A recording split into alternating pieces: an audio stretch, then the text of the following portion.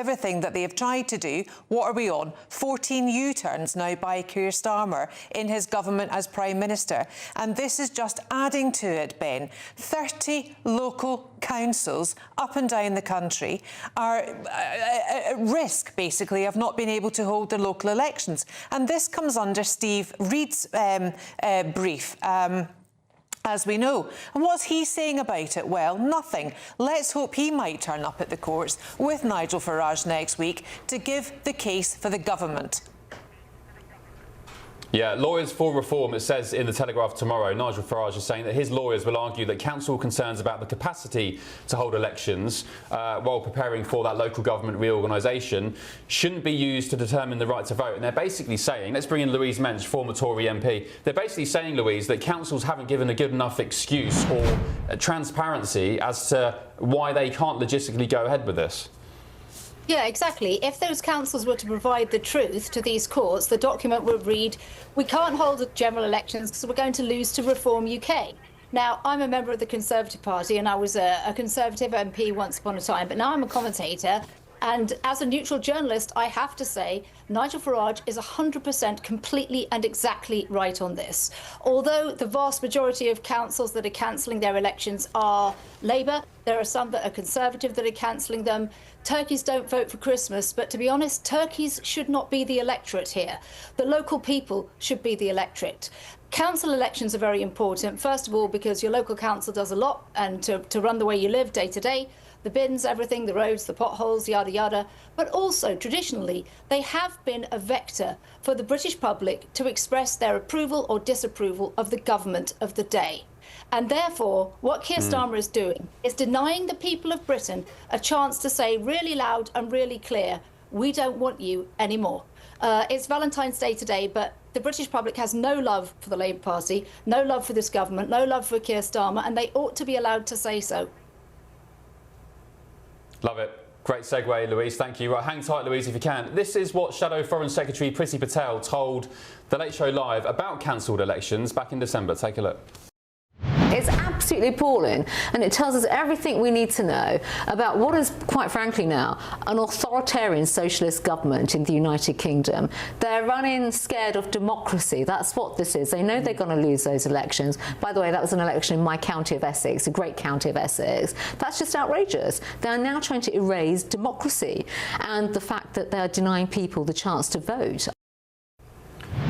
Louise, I don't want to be hyperbolic about this, but as I just asked Mally here in DC, is there any sense of, as Priti Patel said, authoritarianism, maybe a bit of fascism? You're cancelling elections, people are getting jailed for social media posts, 12,000 people a year arrested for social media posts. Is there any sense, I'm not saying full-blown fascist, but is there any, you know, sense of it?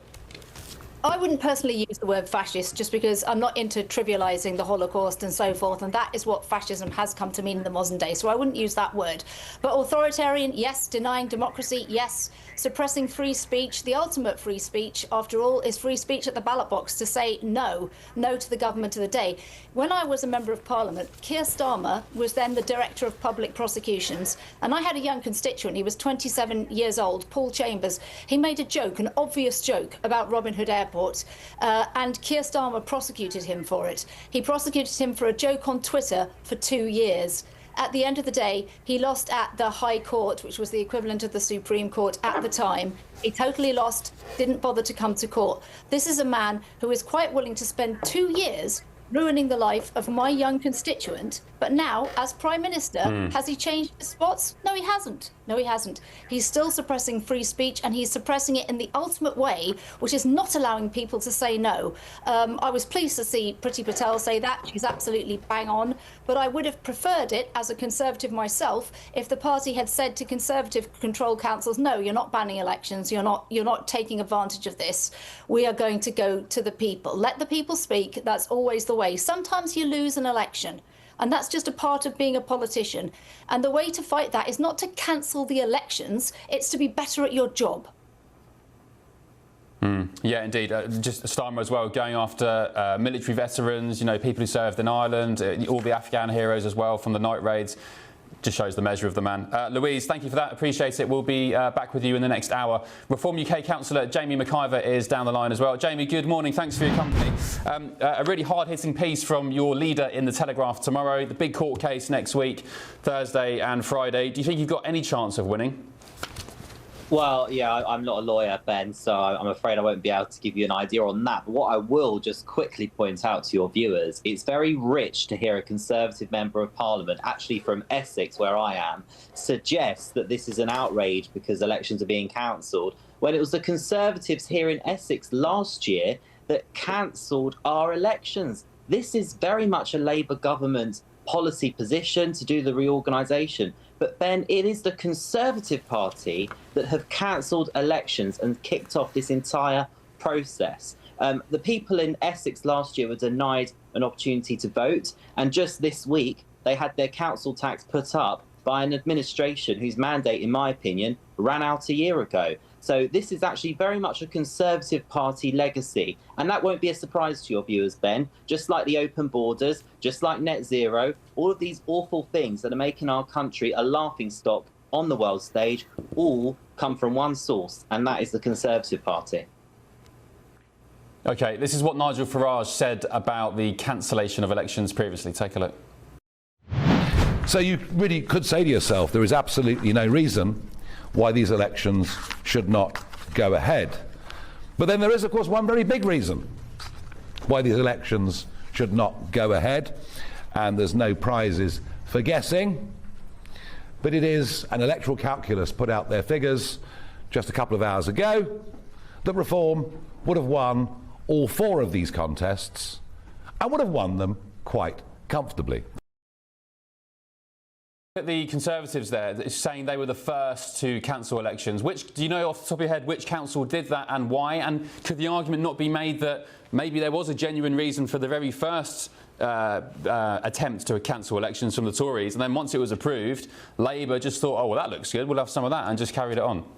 Oh, yes, Ben, there was a very genuine reason on their behalf, and that was because Reform UK were going to absolutely wipe the floor with them at the ballot box, just like we would have done this May in the places that they're proposing to cancel. So, yeah, I'm talking about Essex County Council, and the crazy thing was, Ben, and I'm a councillor there myself, so I was actually in the meeting when I watched Conservative councillors, some of which, by the way, were in Priti Patel's constituency. In fact, I believe the leader of Essex County Council is a constituent of Priti Patel. Those are the councillors that voted to cancel elections, and the government allowed them to do it.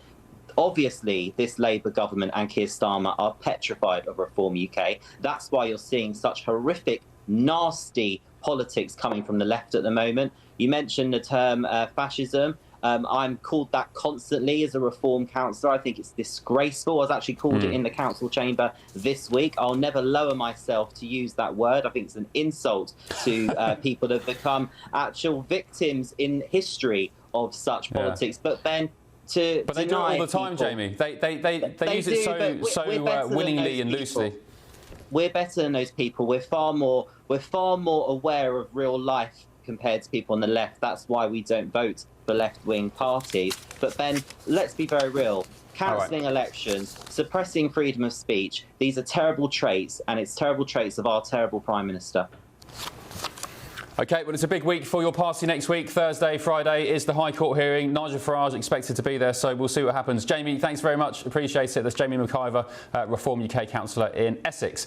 Right, a spokesperson for the government, the local government minister, Alison McGovern, has previously said many councils across the country and of all stripes have expressed anxiety about their capacity to deliver a smooth and safe transition to new councils, alongside running resource-intensive elections to councils proposed to be shortly abolished. Local Government Secretary Steve Reed has also said that the decision is in part of a once-in-a-generation reform that will transform local government for the better. He added that the government is, quote, cutting through two-tier bureaucracy. Right, still ahead on the Late Show Live. For we in America have no interest in being polite and orderly caretakers of the West's managed decline.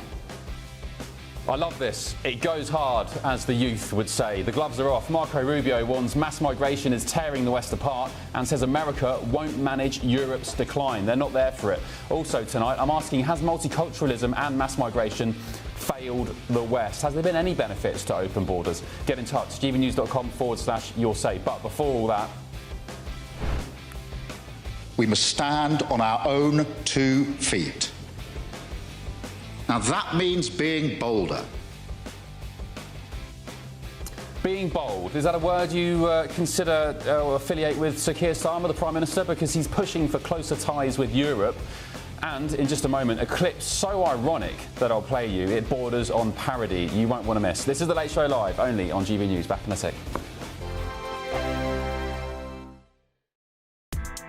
Join me, Nana Akwe, for an informative, interactive news programme with a difference.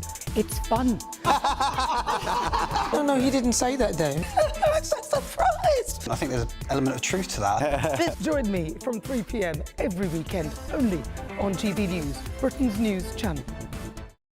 Hi, I'm Michelle Dewberry, and my show is your opportunity to cut through all the noise and dive in headfirst to some robust debates. Ideas clash. Situation, No, because the failure is you're deliberately avoiding my point. Nothing's held back, And if you think this is the end of it, wait for more. and we do not shy away from the difficult stuff. Sometimes I want to shake people and say, if only you understood. So join me on Jubes & Co. weeknights at 6 p.m. only on GB News, Britain's news channel. Mornings don't have to be tiresome, especially if you have the right company. Wake up to news as it happens, opinion and debate, and of course, a little bit of entertainment too. Because when the kettle's on, we're on. That's Breakfast on GB News, a show worth waking up for. Every morning from 6 a.m. Only on the People's Channel, Britain's news channel. We'll spread the news, you spread the word.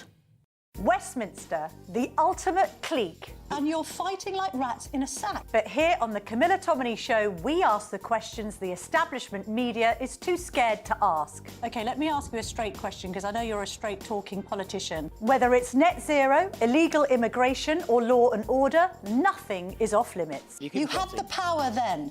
Yeah, as I and say, now you've lost it. That's the Camilla Tominey Show, a politics show that's fearless. But no, let me finish my question if you don't mind, because it is my show. Sundays at 9:30, only on GB News, the People's Channel, Britain's news channel.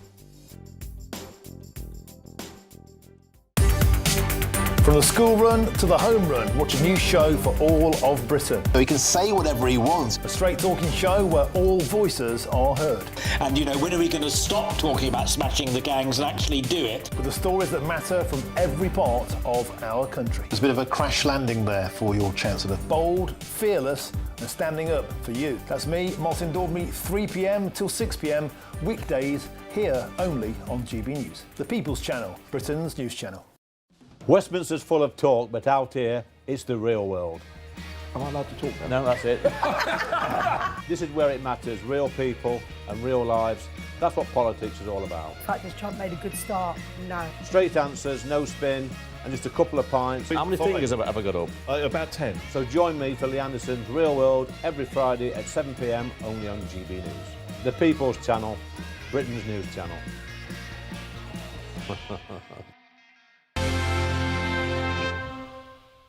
We have to make a deal, otherwise it's going to be very traumatic. Very traumatic. I don't want that to happen, but we have to make a deal. Welcome back to The Late Show Live. That was President Trump there signalling regime change in Iran. About time, I say. Send some B-2s over there like he did last year. That's as weeks of US military build-up bring the Middle East close to breaking point. That's coming up shortly. But first tonight, Europe must be ready to fight to protect its people, its values and its way of life. That's according to our dear Prime Minister, Sir Keir Starmer, who was speaking at the Munich Security Conference today, where he also called for, surprise, surprise, deeper links and cooperation, including economic ties with access to the single market, between the UK and the gravy chain, that is the European Union. Well, our chief political correspondent, Catherine Forster, has the latest from Munich. The Prime Minister, after his speech in Munich, said that he'd ended the week much stronger than he'd started it, and that's a very good place to be. Well, he might say that because at the beginning of the week it looked like he might have lost his job. But his speech went down well here, understandably, because he's talking to a lot of European leaders here in Munich, and he was pushing a message very much of closer integration, closer working between Britain and Europe. He says there is no British security without Europe and no European security without Britain.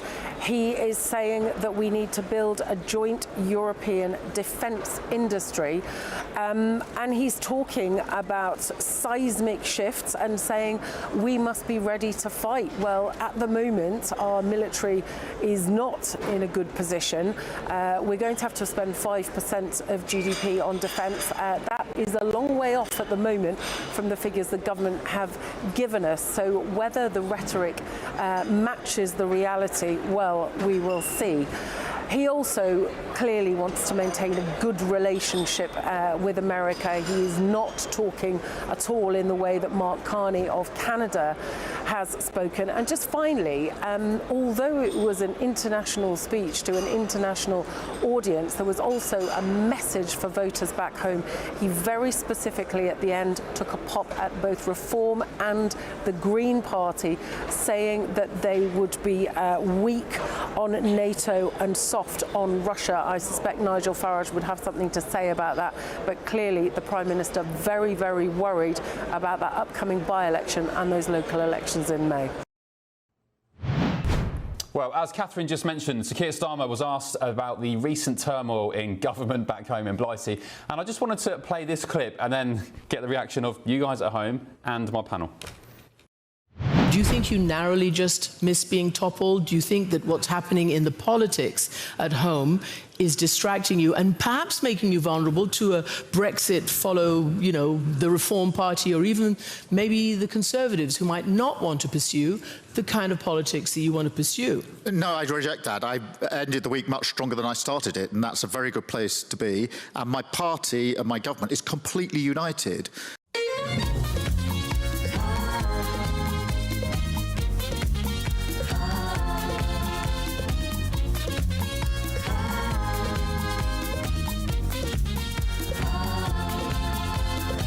Claire Muldoon in London. I've used this example before, this comparison, because it's so funny, but to me, Keir Starmer there is acting like, do you remember the comical Ali, they used to call him in the Second Gulf War, the Saddam spokesman who would stand in Baghdad with the US tanks rolling behind him and saying, the American infidels aren't here, it's fine, everything's fine, and then there's like bombers going past. And, you know, what's your take on that clip? It's, you know, if any caricature could be made of Keir Starmer, he can make it himself, and indeed he is, Ben.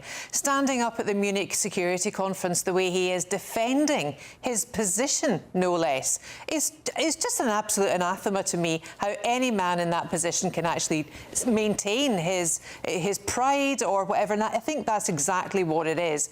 People will wax lyrical and say, oh gosh, you know, he's such a nice man, and I think that's part of his problem. No, his problem is himself, period.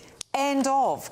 And people will say, mostly commentators will say, oh, he doesn't have much time left. He'd say, oh no, I'm here for the long term. I'm here for the long term. Cancelling elections is my way of ensuring that my power is uncorruptible. Well, I'm sorry, Mr. Sir Keir Starmer. The electorate here are really, really hacked off. We don't like the way that you are taking our country in the direction in which you are. We don't like the way that you're treating us with arrogance, with pride, with absolute disregard for what we want, for what we need. And, you know, the front pages today are full of, you know, young kids cannot get jobs because of the rise in minimum wage for their salaries. It's actually pricing kids out of jobs.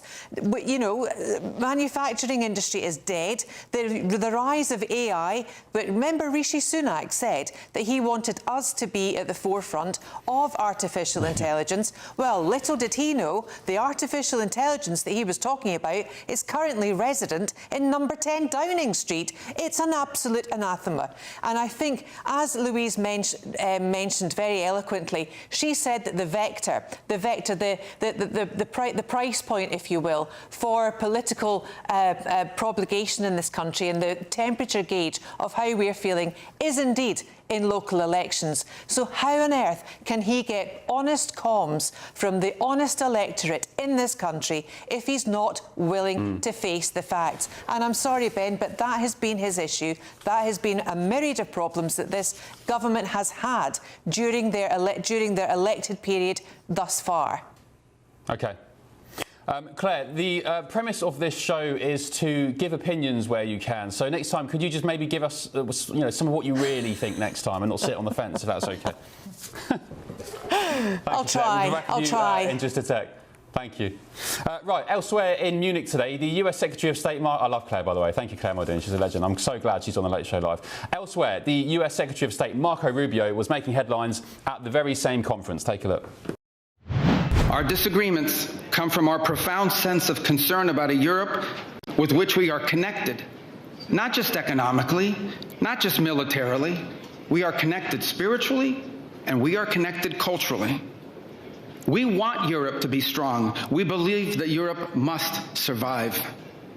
Because the two great wars of the last century serve for us as history's constant reminder that ultimately our destiny is and will always be intertwined with yours. Joining me now is political strategist Tiffany Marie Brannan. Tiffany, great to see you. As the youngsters would say in this day and age, Tiffany, that speech, that went hard. He was talking, Rubio, about, look, we'll go it alone, America, if we have to, but we'd rather you guys, Europe and the UK, come with us. What did you make of Rubio's speech there? I loved it. I thought it was strong. I thought it was great. And honestly, it was a little sad, the fact that America seems to be the only country interested in the survival and flourishing of the EU and of the UK, for that matter. I think that what he said was very important. He intentionally came in softer because everyone's been so, disgruntled and had their feathers ruffled at Trump's more hardline approach. But I think he is the Secretary of State of dreams at this point. Yeah, and one line which really caught my attention, and I posted it on X, was his quote where he said, "We in America have no interest in being polite and orderly caretakers of the West-managed decline." I've said in recent weeks and months on this show, Tiffany, and I've actually received some stick for it, basically saying that America and this administration, as far as I can tell, is trying to save the West from itself. Do you know what I mean when I say that? Yes. Yes, absolutely. I could not agree more with you. And what I always say is that nice is often the enemy of good. And the reality is that we are trying as a nation. That's really what the MAGA movement was about. That's why Donald Trump is in office and not Kamala Harris, because people still have that desire, that inconsolable longing for beauty, for truth, for goodness, for everything that Western civilization stands for human flourishing. You cannot look at what's going on in the EU. You cannot look at what's going on in the UK. You cannot look at what's happened under the Biden administration, other Democrat policies, and think that that is human flourishing. Mass immigration, a weak border, the refusal to stand up for women who are, sex trafficked or raped. These are not things that promote Western civilization. We were built on law and order. We were built on rules, not on chaos. And when you stand up for these things, it might not be the easiest, it might not be the nicest, but we're not here to be nice. We are here to save the world. Tiffany, you're a legend. Thank you so much for coming back on the show. Appreciate it. And we'll catch up very shortly. That's Tiffany Marie Brannan, political strategist. Mike E. on gbnews.com/you'll say has said, Ben, what you forget is that Trump is on the way out. Even his own electorate don't like him much now. He may or may not, well, he's definitely on the way out in terms of his second term. It could be Rubio, Mike, or it could be Vance who takes up the mantle. So better the devil you know. If you don't like Trump, I don't think you'll like Rubio or Vance. Right, elsewhere, let's take a look at some of the other main news dropping here in America. The US military says it's attacked more than 30 Islamic State targets in Syria earlier this month in retaliation for the deaths of 2 US soldiers and an American civilian interpreter in an IS ambush 2 months ago. Weapons storage facilities and other IS infrastructure were targeted in 10 strikes between the 3rd of February and Thursday, the US Central Command said. Elsewhere, Immigration and Customs Enforcement, ICE, is planning to boost migrant detention capacity to 92,600 as part of a nationwide deportation push. New plans reportedly include 8 mega centres capable of housing up to 10,000 detainees each. Britain, take note. And Russian opposition leader Alexei Navalny died in prison after being poisoned with a deadly toxin found in Ecuadorian dart frogs. That's according to the UK and other allies who have described the poisoning, which they claim could only have been carried out by Putin's government, as a barbaric act.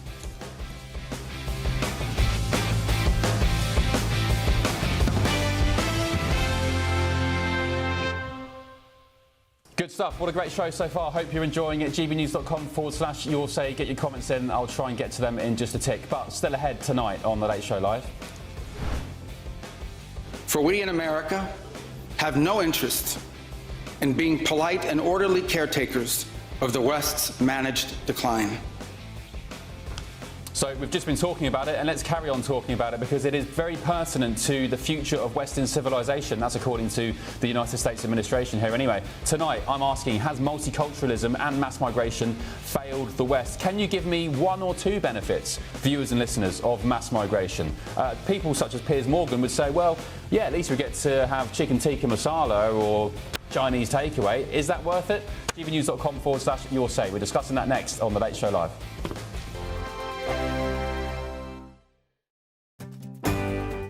I'm Michael Portillo. This is GB News, the People's Channel, Britain's news channel.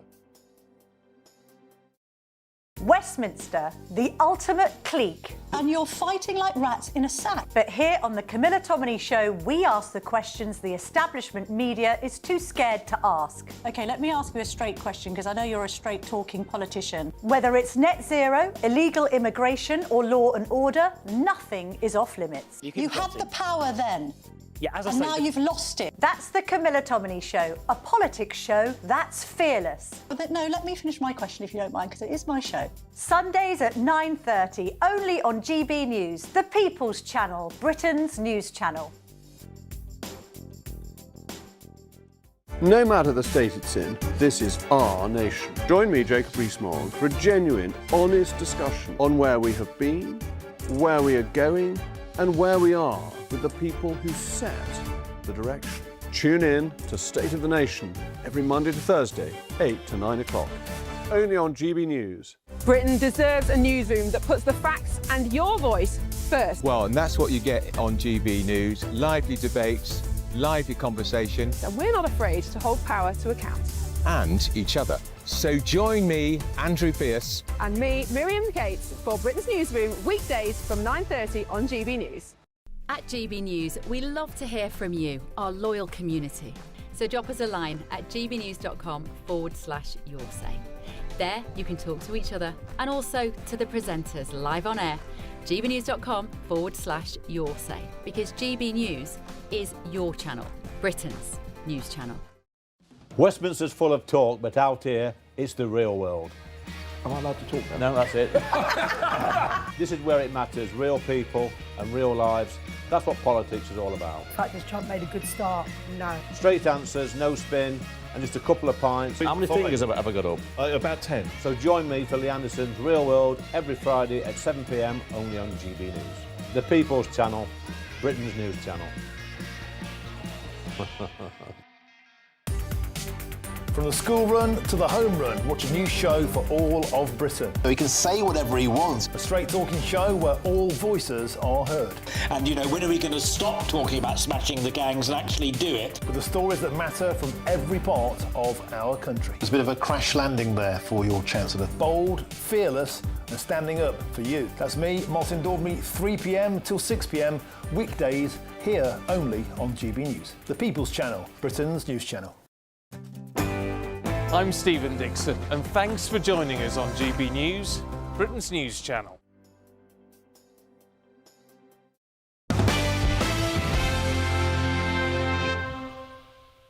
I am now launching Restore Britain as a national political party. Welcome back to The Late Show Live. That man there, Rupert Lowe, launches Restore Britain as a political party, but it could fracture the right-wing vote and hand Labour an advantage, or will it? I'll be grilling a member of Restore Britain in just a tick. But first, as we briefly mentioned earlier, US Secretary of State Marco Rubio has been busy making headlines at the Munich Security Conference. Take a listen. Mass migration is not, was not, isn't some fringe concern of little consequence. It was and continues to be a crisis which is transforming and destabilizing societies all across the West. For we in America have no interest in being polite and orderly caretakers of the West's managed decline. So, does Mr Rubio have a point? Has mass migration failed the West, and has it threatened cohesion? Georgie, on your say, has said, benefits of mass migration has really brought my family together. My sons and I, it's disappeared. My sons and I escort my daughter and wife past the Somalians, Eritreans, Afghans. I think you're being sarcastic. Past the Pakistanis, Indians, Afghans, Eritreans, Bangladeshis, Moroccans and Albanians loitering around town centres. With me to debate this is Reform UK councillor Annie May O'Neill and political commentator Fahima Mohammed. Good evening, ladies. Thank you for your company. Good evening, Fahima, I'll start with you. Give me some benefits, please, of mass migration. Well, when people say multiculturalism has failed in the West, I always ask, failed by what measurable standard? If multiculturalism has failed, then both the US and the UK were failures from the start. Economically, migrants in the UK have made net positive fiscal contribution. Research, this is from the UCL London University, and also found European migrants contributed billions more in taxes than they took out in services. And that's not collapse, that's contribution. And demographically, Western countries are aging rapidly. Without migration, our dependency ratio worsens. In the UK, around 40% of the NHS doctors are trained and from overseas. So that's really running the NHS and the health system right now. Even on crime, multiple US studies, including analysis summarized by the Migration Policy Institute, shows that immigrants are less likely to commit violent crimes than native-born citizens. So the civilization breakdown narrative doesn't align with the data. Yes, there's pressure, housing shortages, stretching services, integration gaps, but those are policy failures. So if you increase population without building infrastructure, then there's obviously a planning problem. Before I go to Annie May, I will just address two of those points. Sorry to interject. Two of those points. There is data from the MOJ showing that Somalians, I think Somalians and Afghans, the figure was up to 20. I think it's lower, maybe 10 times more likely to commit sexual offences than Brits. Give figures and also, of people of specific backgrounds. That is aggregated. No. That's incorrect. OK, you need to let me finish speaking if we're going to have a conversation. And second point, I'll come to you, Annie May, is that we talk about replacing the demographic of the UK because native Brits aren't having children. I mean, that doesn't sound like a benefit to me, that you lose the demographic, the native English person or British person of the UK to be replaced with migrants from abroad. No. Well, yeah, I mean, as from Rubio's speech alone, you see he characterises multiculturalism as a failed experiment that has traded social stability by prioritising diversity over shared identity. And as we can see, he argues that nations are now invited for internal friction, and it led to an internal delay. How is it right that the UK and the EU is now no longer seen as an alliance to the biggest superpower, the US, when we were once a great country? If you look back on our history, we were like a pedigree in the States. If you think about, we were the creators of the Magna Carta in 1215, common law. You know, we created the steam engine. Why are we now seen as this weak, tiny country to the US? It's terrifying that the US sees us as like this, and that's because of your issues, what you've just said. Yeah, and there was a great graph actually. It's a moot point. Fahima, can I ask you please? Do you agree there are community tensions up and down the UK because of mass migration? And if so, why do you think that is?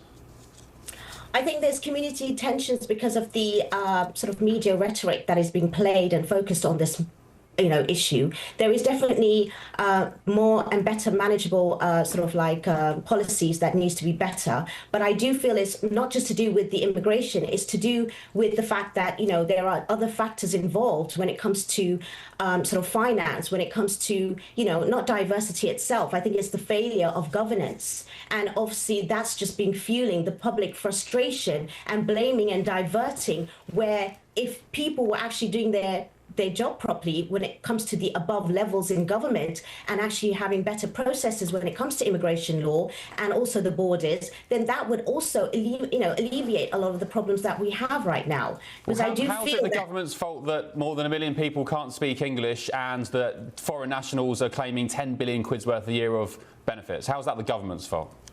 they cannot claim benefits unless the government allows them to. And when you come here at a certain way, this is democracy. It's not failing. And there's not more than 1 million people that doesn't speak English. Those figures are absolutely incorrect as well. If anything, they probably have a bilingual sort of language where they speak more than one language. Remember that Britain has a history of being around the world and actually enforcing that. Sorry, I don't want to interrupt. Can I just say, £8 million a year is spent on translators for immigrants coming to our country and claiming for benefits. Do you think that is worth the expenditure? I think that at the same time, when we're talking about that, we are just picking on certain things which doesn't really correlate with the actual, net sort of, profits and contribution by the immigrants that are in this country already every day that are actually contributing. It doesn't correlate. If you just want to focus and put a sort of, a lens on one particular figure and just cherry pick things, of course, it's going to be that way. No, yeah. Well, if you look, 1.9 million immigrants in the UK actually claim for universal credit. Do you think that's fair? How is that fair in the UK? Well, that again is also to do with the kind of, low skill wage and the fact that people are, not actually doing what they can in order to actually go into the, employment and do what they have to. There's lots of people that are actually working that are actually not homegrown. A lot of people that are claiming benefits are actually people that are from this country, and the ones that are actually working, studying are actually from abroad. And if you look at the levels, that's what it shows. OK, ladies, thank you very much. Sorry we're pushed on time, but I appreciate the spirited debate. That's Reform UK councillor Annie May O'Neill and political commentator Fahima Mohammed. Thank you, guys. gbnews.com/your say. Right, 3 people have been detained just miles from where Nancy Guthrie vanished. Could it be the breakthrough investigators have been waiting for? Of course, Nancy Guthrie, the mother of US news anchor Samantha Guthrie. But also on the show tonight, I am now launching Restore Britain as a national political party.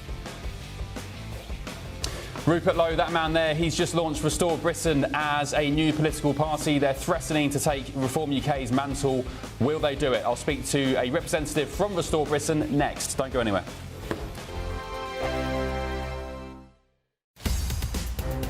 In the GB Newsroom, we bring you the news as it happens. With our team of dedicated journalists across the UK, we're ready to keep you up to date with what's happening every half an hour, every single day. Bulletins here on GB News, the People's Channel, Britain's news channel. Mornings don't have to be tiresome, especially if you have the right company. Wake up to news as it happens, opinion and debate, and of course, a little bit of entertainment too.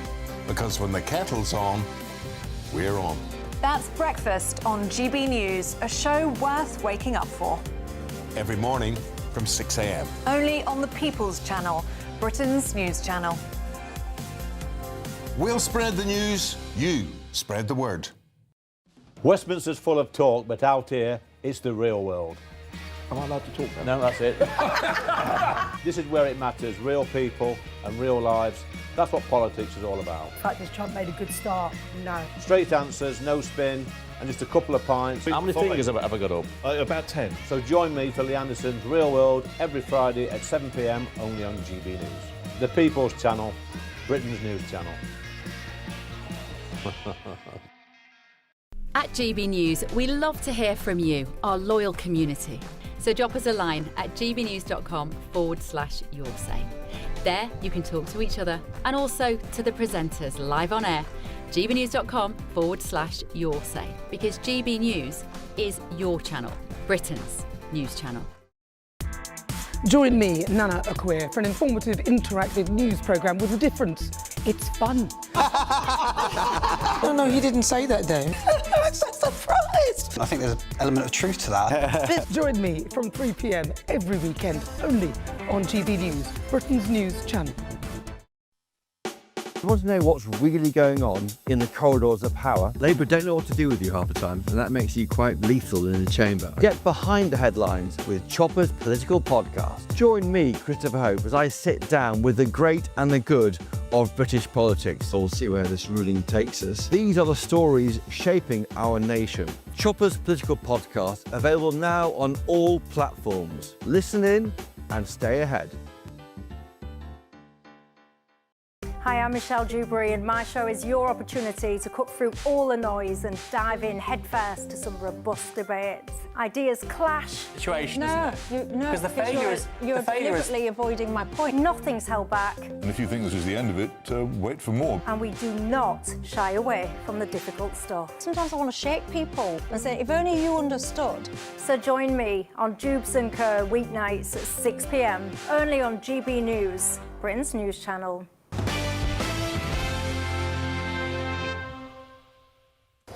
Now, the Great Yarmouth MP, Rupert Lowe, formerly of Reform UK, of course, has officially launched his new political party called Restore Britain. It was initially set up as a political movement following his suspension from Reform UK last March, but tonight, there are concerns from those on the right of the argument that it could lead to a voter split amongst Reform, maybe the Tories at a push, if you can call them right-wing, and hand potentially another win to Labour. Well, with me now is the Director of Campaigns for Restore Britain, Charlie Downs. Charlie, good morning. Thanks for your company, mate. Appreciate it.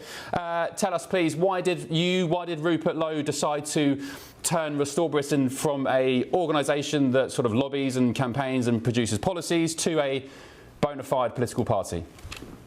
Well, good evening, Ben. It's good to be with you. So when we first launched Restore Britain about 8 months ago, the landscape was very different to how it looked now.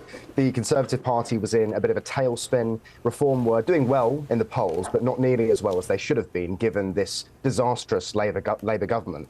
And so we looked at the landscape and thought a movement was a better type of organisation to start than a party, because founding a party would have made it more difficult for Rupert to garner the kind of cross-party support that he's been so successful at creating for his motions, for his letters, and most importantly for his petitions, all of which we have used over the last 8 months to advance the discourse on a number of different issues, most important issues facing our country at this time, from rape gangs. Our inquiry into the Pakistani Muslim rape gangs has just concluded, and the report is forthcoming, and some of the findings are absolutely, they will just make your head spin, the most unbelievable evil that's been going on in our country, all the way through to mass deportations of illegal migrants, to school holiday fines, and banning halal and kosher slaughter. So lots of very important issues which are fundamental to the character of our country and how it is changing. So Rupert was able to marshal huge cross-party support. So at that time, a party just was not the right strategy. The landscape has now changed, and the two main parties in this country, representing those of patriotic and conservative mind, are in a mode of consolidation. They're not interested in being brave when it comes to tackling the most pressing issues of our time. The Conservatives seem to be fairly content to sweep up votes in the south of England, in wealthy areas where there's a kind of Lib Dem Conservative split, but the people living there just like their tax policies. And Reform are behaving as if they've already got it in the bag. Reform are behaving as if they've already got the east of England, the north, the white working class down. Well, I mean, they have been leading every poll by quite some margin for the past year or so. Sorry, Ben, I didn't. I'll continue what I was saying there. So we now are in a situation where the two main parties are offering really nothing of substance to the British people, and they're being permitted to shift to the centre and indeed to the left on these issues. And so we felt that the time was now to give people a genuinely anti-establishment offering in the form of Restore Britain. OK, I was just saying, you said that Reform are acting like they've got it in the bag, but I was just saying, well, they are leading every poll by quite some margin for the past, more than a year or so. You've said that Reform pretend to be anti-establishment. So how are you different to Reform policy-wise, with regards to, say, I don't know, mass deportations? Will you go further than Reform? Because some of your supporters, who I won't name, they suggest something called remigration, which can be interpreted differently depending on who you speak to. But some people are saying, who have praised the foundations of the party in recent days, saying that even people who were born in Britain and are British on paper, but maybe have Indian background or something, or maybe parents who are from Bangladesh, I don't know, they should go as well. They should be kicked out of the country. Is that something that you and the party support? Well, so 3 points there, Ben. Let's just break them down. So the first one on Reform's polling success. Yes, it is absolutely the case that Reform have been polling well for several months at this point. But I and many other people believe that this is purely because the British people have no other option. Reform is the none of the above vote, and because they're just different to Labour and the Tories, because Labour and the Tories between them have destroyed this country. And Reform are the only party currently on the landscape, up until yesterday, that actually looked like they were anything different. But actually, if you listen to what Reform say, if you listen to what they actually believe, if you listen to the vision that they are offering for this country, it's really no different to what Labour and the Tories have been doing to this country for the last 30 years. It's revealed in the name of the party, in fact, in my view, what it is that the kind of philosophy they believe in. And it's reform, right? They actually do believe in the system as it is currently constituted. They just believe that it's being governed badly. But they do believe in the Blairite system of government. And that's what they are seeking to save by reforming it. We say no. We say that this system was never legitimate. The British people never voted, for example, for multiculturalism and mass immigration. And therefore, it's not enough to just stop and reform and conserve these things. They have to be reversed, and a different Britain, an older Britain, has to be restored. And so on that final point, Ben, and this is really important, to that end, yes, we are absolutely saying that we should be deporting all of those living in Britain illegally, of whom there are about 2 million. But actually, when it comes to those who come here legally and who hold a British passport, for example, if they are not integrating into our way of life, if they don't speak our language, if they commit crimes, if they are a net burden on the taxpayer, then they need to leave. It's that simple. And this should not be a controversial view, because mass immigration, as I just said, was never actually given democratic consent in this country. And every opportunity for the last 60 years, the British people have voted against it, and yet it has still been imposed upon us. And so it's not unreasonable to say that the massive demographic change that this country has been through and is set to go through in the coming years has to be averted. OK, Charlie, best of luck with it. Appreciate it. Charlie Downs from Restore Britain. Let's get a very quick take of political commentator Alice Grant. Alice, how do you think that would cut through to the general public, the electorate who Restore Britain want to vote for them, saying that, yeah, potentially at some point, people who are born in Britain, maybe they've got Bangladeshi background as an example, you, on certain circumstances, will be off as well. You'll be out. Yeah, I mean, certainly the rhetoric from Restore has been incredibly harsh, and it's novel. It's very, very strong in its anti-immigration rhetoric. And I do wonder, though, on the other hand, they are quite impressive, and I think part of the reason of their so far momentum and success has been because Rupert Lowe is clearly not afraid to be unpopular, whereas I think even some on the right are starting to see Farage as a figure who is more willing to lean towards the centre ground and appeal to the media establishment, and therefore perhaps lose some of the more hardlining voters. Yeah, I just wonder though, I mean, Farage has won elections before, he's won multiple elections with different parties. You could argue Rupert Lowe, for all his impressive performances in Parliament and so on, and he's doing a great job, he's never won elections. Is he as experienced politically as Farage?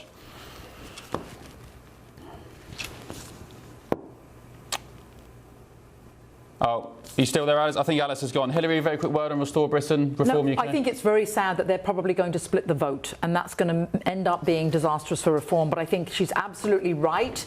Charlie was absolutely right, is that the British public have not voted for any of this migration. Over the last 60 years, there hasn't been a vote to support this. What about deporting people who are born in Britain? But he had the criteria. I would just say born in Britain. But who decides that? You go around saying, how good's your English? No, he had criteria. He said if they're on the benefits, and if they committed a crime. Even if they're born in Britain? But if they've committed a crime and they're on benefits and they haven't assimilated. I don't know how you prove that, but they're not being much benefit to the country. Two things. I think it's interesting that we keep having these conservative parties crop up with our names, Restore, Reform. I just want to create like a Reignite Britain and have it as a conservative party. But I do think it's very dangerous to have a government decide based on someone's political views and background that we're going to take away your citizenship and deport you.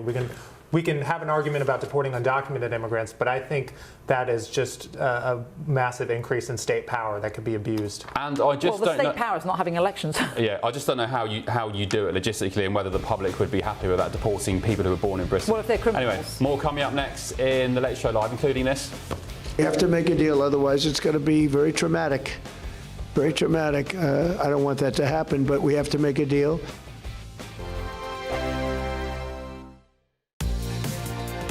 Mornings don't have to be tiresome, especially if you have the right company. Wake up to news as it happens, opinion and debate, and of course, a little bit of entertainment too. Because when the kettle's on, we're on. That's Breakfast on GB News, a show worth waking up for. Every morning from 6 a.m. Only on the People's Channel, Britain's news channel. We'll spread the news, you spread the word. Hi, I'm Michelle Dewberry, and my show is your opportunity to cut through all the noise and dive in headfirst to some robust debates. Ideas clash. Situation, no, isn't it? No, because the failure is you're deliberately avoiding my point. Nothing's held back. And if you think this is the end of it, wait for more. And we do not shy away from the difficult stuff. Sometimes I want to shake people and say, if only you understood. So join me on Jubes and Kerr weeknights at 6 p.m. only on GB News, Britain's news channel. Join me, Nana Akwe, for an informative, interactive news programme with a difference. It's fun. No, you didn't say that, Dave. I'm so surprised. I think there's an element of truth to that. Join me from 3 p.m. every weekend, only on GB News, Britain's news channel. At GB News, we love to hear from you, our loyal community. So drop us a line at gbnews.com/yoursay. There, you can talk to each other and also to the presenters live on air. gbnews.com/yoursay, because GB News is your channel, Britain's news channel. Westminster, the ultimate clique. And you're fighting like rats in a sack. But here on the Camilla Tominey Show, we ask the questions the establishment media is too scared to ask. OK, let me ask you a straight question, because I know you're a straight-talking politician. Whether it's net zero, illegal immigration or law and order, nothing is off limits. You have the power then. Yeah, as I and say, now you've lost it. That's the Camilla Tominey Show, a politics show that's fearless. But no, let me finish my question if you don't mind, because it is my show. Sundays at 9:30, only on GB News, the People's Channel, Britain's news channel.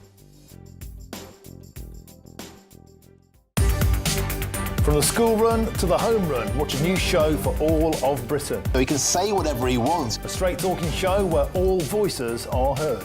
And, when are we going to stop talking about smashing the gangs and actually do it? With the stories that matter from every part of our country. There's a bit of a crash landing there for your Chancellor. Bold, fearless and standing up for you. That's me, Martin Daubney, 3 p.m. till 6 p.m, weekdays, here only on GB News. The People's Channel, Britain's news channel.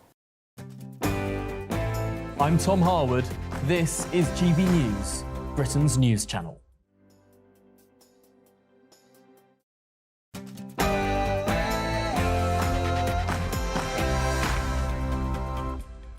Good morning, live from Washington DC. This is GB News with the stories shaping Britain and America.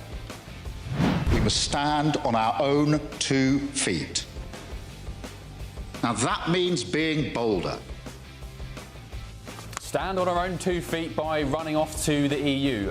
Make it make sense. That's the Prime Minister there, who's pushing for closer ties with the European Union as America rethinks its role in a new world order. And, breaking tonight, the Prime Minister says he will lead Labour into the next election. But tonight it's emerged that rebels are quietly lining up one of his closest allies to replace him. A name nobody's mentioned until now. Can you guess us? More on that in just a minute. For we in America have no interest in being polite and orderly caretakers of the West's managed decline. US Secretary of State Marco Rubio lays down the Trump doctrine, warning that mass migration is destabilizing the West, and says America will no longer manage Europe's decline. We have to make a deal, otherwise it's going to be very traumatic. Very traumatic. I don't want that to happen, but we have to make a deal. President Trump talks regime change. The Donald says removing Iran's rulers would be the best thing that could happen. That's as weeks of US military build-up edges towards breaking point. Ultimately, when the FBI got involved, I think, progress has been made. It's a mystery that really has confused and puzzled the nation. The search closes in. 3 people have been detained after a SWAT team descended on a home just miles from where Nancy Guthrie vanished. She, of course, is the mother of cable news network presenter Samantha Guthrie. Is this the breakthrough investigators have long been waiting for? I'm Ben Leo, and this is The Late Show Live. Remember, no breaks this hour.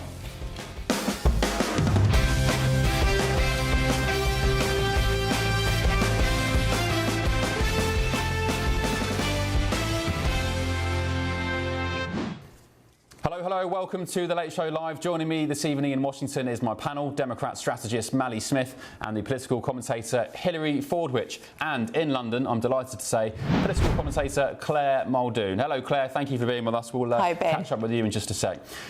Right, let's begin with the breaking developing story. I kind of predicted this a couple of days ago when the pressure was on Keir Starmer to resign. I changed my mind and said, nope, he's going to dig in. He's so arrogant, he'll stay on. And that is the message. In a defiant message to The Sun on Sunday, today, on Sunday, the PM says he's coming out fighting, vowing to lead Labour into the next election. So he's with us, unfortunately, for a couple of years more. But that show of strength may be short-lived, because tonight the Sunday Telegraph reports that Labour rebels are quietly lining up, get this, John Healey, the Defence Secretary, as a so-called unity candidate, a figure they believe could unite both the right and the left of the parliamentary party against Sir Keir. And in the GB News exclusive, we can reveal that Wes Streeting is also plotting to move first, aiming to beat Angela Rayner to the punch in a fast-moving race to topple the weak PM. Sources have told GB News that plotters have already circled 2 key dates to pounce, with one being an upcoming by-election. Well, joining me in Washington, of course, is Mally Smith and Hilary Fordwich, and in London, Claire Muldoon. Hilary. Yes. I still don't think Starmer's going. I'm sorry. As per The Sun on Sunday, he's written for The Sun on Sunday, which is a surprise, really, bearing in mind The Sun is really sort of generally quite right. Yes. But he said, do you remember that scene in Wolf of Wall Street? He says, Leonardo DiCaprio says, I'm not leaving. Right. I'm not leaving. That's Keir Starmer. He's not going anywhere. Well, and he's also declared that he's won every fight he's ever been in, right? So he's already said that. I think what he did in terms of at the Munich Security Summit, when he said that he's sending forces into the North Atlantic, what does every single leader, and throughout of all of history, what do they do? Yes, when they have internal problems, they deflect, and they create some kind of actual emergency where they have to stay in power and they have to be the leader. And I think that's what he's doing, and he's deflecting with this, even though, of course, US forces and Canadian forces are going in with those B-2 bombers and the helicopters, etc. So I think that's what he's doing. I think that he, under no circumstances, wants to go.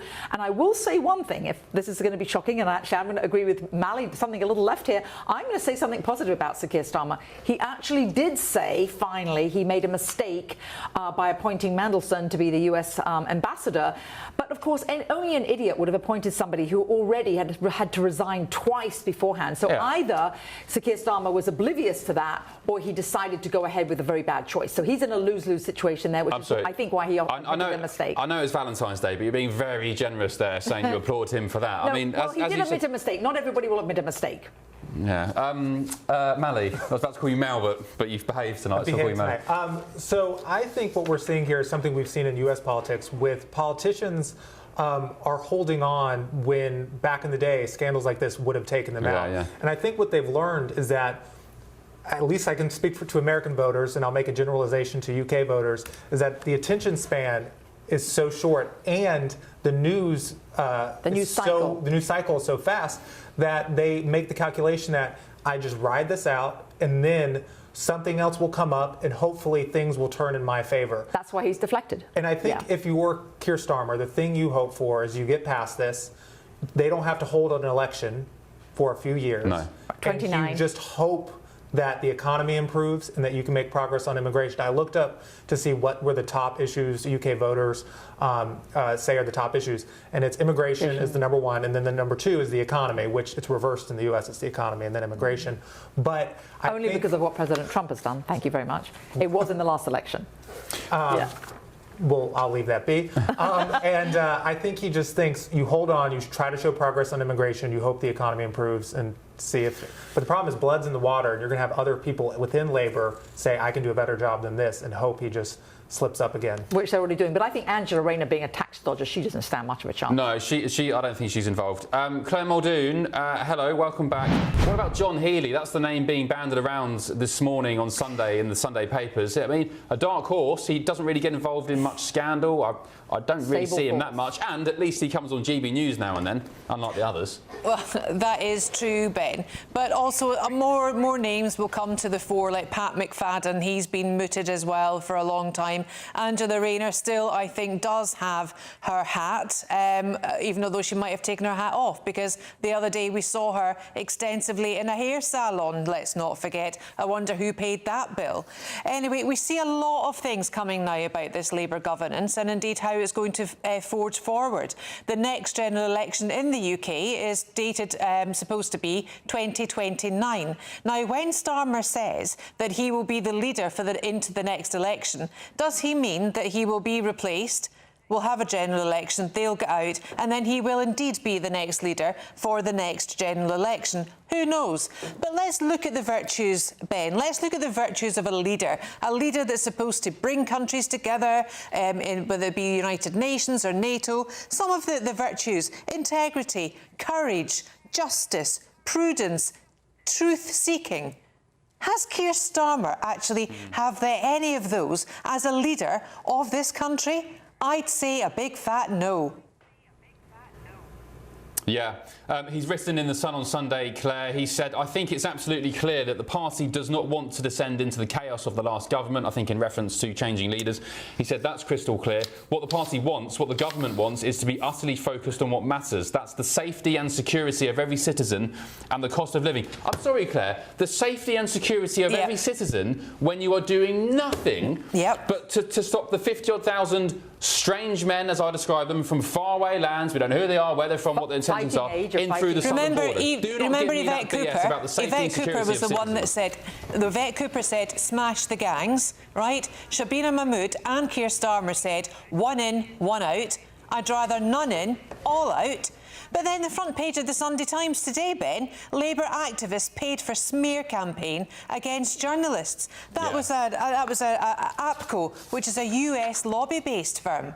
I mean, the whole of the Labour governance is an absolute cesspit. We can't trust them, and we can't trust their judgment, I'd say. And for Starmer to make comments like that, right in The Sun, which is a Murdoch Press News UK, typically right-leaning, it's just to get it reformed because they're running scared of reform. But let's also look at Rupert Lowe. It's Restore Britain.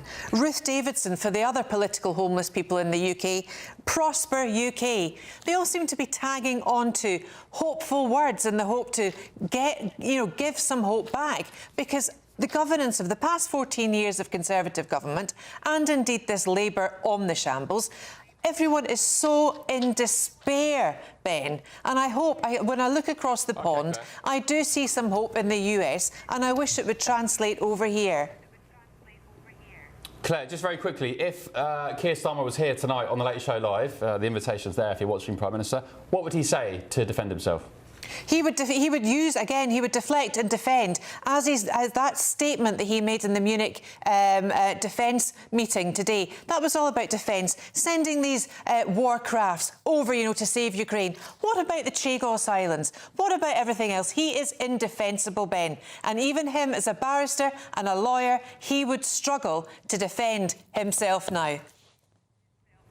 OK, earlier today, Sir Keir Starmer was asked about the recent turmoil in his government, and this is what he said. Take a look. Do you think you narrowly just miss being toppled? Do you think that what's happening in the politics at home is distracting you and perhaps making you vulnerable to a Brexit follow, the Reform Party, or even maybe the Conservatives, who might not want to pursue the kind of politics that you want to pursue? No, I reject that. I ended the week much stronger than I started it, and that's a very good place to be. And my party and my government is completely united.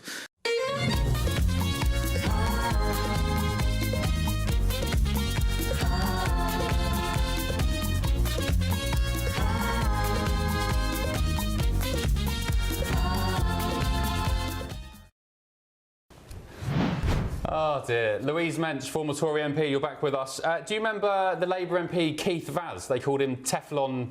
Was it Keith Vaz? Yeah, Teflon Keith. The Romanians and the washing machines. Keir Starmer, he is ploughing on. He says he's going to be there till the very end. He's doing Keith proud, Louise. Look, I think I'm going to give something to Keith Starmer there. He said that his party is absolutely united, and I think that's completely correct. They're absolutely united in thinking that he is useless and that he has got to go. He dodged a bullet and he got rid of the coup, but that's because the runners and riders really didn't want to take the reins when they're going to lose the Gordon and Denton by-election, and then they are going to get their lunch handed to them in the council elections. Everybody that wants to be Prime Minister in the Labour Party, apart from Keir Starmer, would rather that Keir Starmer carried the can for that failure. Now, really, the search for Britain's next top Prime Minister is ongoing as we speak. It's not going to just happen after the elections in May. It's ongoing as we speak. Everybody is lobbying like crazy. And I think the main contenders are Angela Rayner, just because she has a lot of support on the left of the party, within the Labour Parliamentary Party. Wes Streeting, who before it came out that he was a friend of Peter Mandelson's. Now, he didn't appoint Mandelson to anything, but he did know him, had 200 MPs lined up behind him. And I'm going to take a bit of credit here, Ben, because about 10 days ago on your show, you and I were talking about John Healey, and at that time, nobody was talking about him. Oh, you did. Yes. You remember? I mentioned him as a dark horse. That was nearly 2 weeks ago, and before it was cool. And now John Healey is the name on everybody's lips. If I was a betting woman, I would be putting my 10 quid on John Healey. The reason is that he has no enemies, lots of friends, got on great with the Conservatives because he was in defence, which means it'd be difficult for Kemi to skewer him at PMQs like she's flaying Keir Starmer alive every single week. And people are worried about the threat from Russia, conventional threat, because we're both nuclear powers, but still, a guy that knows about defence might be the right man for the job right now. So my money's on John Healey. Yeah, great shout, Louise, from a couple of weeks ago. I remember that. And also, up until now, he's not in the Epstein files, which is a rarity for most people these days.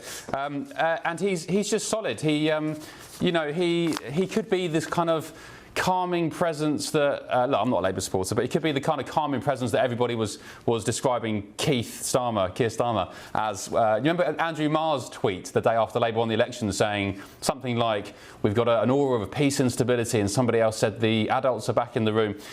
When will the new potential leader strike, Louise? Just speaking as an ex-politician from your experience, after the local elections in May? Oh, definitely. I think it'll be after the local elections. Labour will wake up to a bloodbath. I think Reform will do very, very well. Reform's problem is expectations management. I think they'll do very well, but my guess is they won't do quite as well as everybody assumes. They'll do very well, but I think the Conservatives will put up a very respectable showing. Whoever they lose to, Labour will be losing. Nonetheless, Labour will be losing. And they're going to wake up the next morning and they're going to want to get rid of Keir Starmer. And that is when, if he does not resign, the men and women in grey suits are going to go up to number 10 and say, sorry, mate, your time is done. In the interests of balance and fairness, and for our friends at Ofcom, I'm going to read you some Labour achievements according to their supporters, and I'd like to get your reaction to it, Louise, if you don't mind. So, minimum wage increase for low-paid workers, higher deportation and return numbers according to the Home Office. I think they've said they've removed 60-odd thousand people who shouldn't have been here since July 24. Strategic defence review launched for the first time in 2 decades. Still waiting for it. Planning reforms promised to speed up housing and infrastructure. Skills and training expansion announced for key industries. Green energy investment plans put at the centre of policy, which the government says will secure our energy future. And also, according to Ed Miliband, our bills would come down as well. Good wins, good achievements there from the government, Louise? Oh, please. I've never heard anything so desperate in all my life. Let's talk about that. A defence review. Are you happy you're not going to have any more defence actual spending? No, you're not. You just shuffle the pieces of paper around in order to try to convince Donald Trump that we're actually spending 5% of GDP on defence, which we most certainly are not. Promises made for planning reform. Look, you're in bloody power. If you want to reform planning, reform it. Jacking up the minimum wage sounds brilliant, but I can tell you as a Conservative, actually, what that actually does is take away jobs from young people because employers are wary of hiring, think they can't afford it, and therefore they give fewer jobs to young people because the minimum wage is now... What about deportation, 60,000? Yeah, right. OK. Let me see some proof of that number, quite frankly. And I want to know, if 60,000 people have been deported, how many people have you let in? We really haven't seen mass deportation flights. I really wonder where they got that number. The British public, I think, would be very surprised to learn that Labour has apparently been cleaning house, because that's not what we see on the streets of Britain. And I think Conservative supporters, Reform supporters, most of the country is pretty much united in that. So show me one real achievement that Labour has done. I mean, I'll be fair. I'll give Keir Starmer one achievement that I think he's done. He's been pretty good when talking to Donald Trump. I will give him that. And it's quite surprising for, you know, a socialist lefty prime minister. He's been quite good talking to Donald Trump, and he's reasonably persuasive. But that is the only thing I will give him. His domestic policies have been a universal disaster, and that's why Labour is polling at subterranean levels. That's not going to change any time before May. Subterranean. OK, and I think it was Starmer who called Trump the other week and said, by the way, Mr. President, your comments on NATO being away from the front line, I think it was Starmer who prompted him to put that correction out, or at least clarify he wasn't talking about British troops, which, yeah, as you said, he's got some influence on the President. Louise, thank you so much. Really appreciate it. Cheers, man. Yeah, indeed. Have a good weekend, and we'll catch up soon. Louise Mensch, former Tory MP. On the issue of illegal migration, Shabana Mahmood, the Home Secretary, has previously said these small boat crossings are utterly unacceptable, and the vile people smugglers behind them are wreaking havoc on our borders. Protecting the UK border is my priority as Home Secretary, and I'll explore all options to restore order to our immigration system. GBNews.com/your say. Let me know your thoughts. Ice Cold Truth, you remember. Hello. You've said, I've seen public toilets more secure than our borders at this point. And Paul, you've said, correct me if I'm wrong, but isn't some of the defence budget being spent on potholes? Paul, I wish that was true, because potholes absolutely ravage down where I live in Sussex. And Michael, you've just said Starmer is in la-la land. If he thinks he'll be around at the next election, then he should be sectioned. Yeah, there we go. Keep those coming in. GBNews.com/your say. Right, still ahead tonight on The Late Show Live. Ultimately, when the FBI got involved, I think, progress has been made. Big breaking developments in the search for Nancy Guthrie. 3 people have been detained, SWAT teams involved, cars seized, roads closed off, and the FBI involved. Could this finally crack the case? All the details on that coming shortly. But also tonight, we have to make a deal, otherwise it's going to be very traumatic. Very traumatic. I don't want that to happen, but we have to make a deal. Well, he said weeks ago that help was on the way. The Iranians have been waiting, but tonight President Trump signals regime change in Iran as weeks of US military build-up bring the Middle East close to breaking point. That's next.